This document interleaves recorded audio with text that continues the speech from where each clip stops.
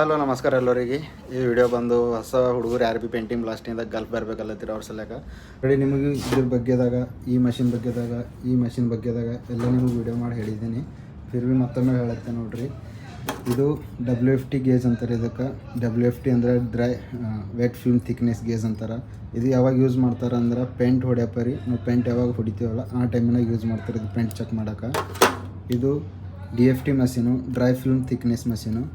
ಇದಕ್ಕೆ ಪ್ರೋಬ್ ಅಂತಾರೆ ಇದು ಮಷೀನು. ಸೊ ಇದಕ್ಕೆ ಕ್ಯಾಲಿಬ್ರೇಷನ್ ಫಾಯಿಲ ಇಲ್ಲಾಂದ್ರೆ ಸಿಮ್ ಅಂತಾರೆ. ಸೊ ಇದಿಷ್ಟು ಇವೆರಡು ಪೇಂಟಿಂದ ಅದು. ಇದು WFT, ಇದು DFT ಪೇಂಟಿಂದ ಅದು. ಇದು ನೋಡ್ರಿ ಬ್ಲಾಸ್ಟಿಂಗ್ ಪ್ರೊಫೈಲ್ ಚೆಕ್ ಮಾಡೋಕ್ಕೆ ಗೇಜ್ ಅಂತಾರೆ ಇದಕ್ಕೆ. ಇದ್ರದ್ದು ಭೀ ನಾ ಆಲ್ರೆಡಿ ವೀಡಿಯೋದಾಗ ನಿಮಗೆ ಹೆಂಗೆ ಚೆಕ್ ಮಾಡಬೇಕು ಹೆಂಗಿಲ್ಲ ಅಂಬೋದೆಲ್ಲ ತೋರಿಸಿದ್ದಾನೆ.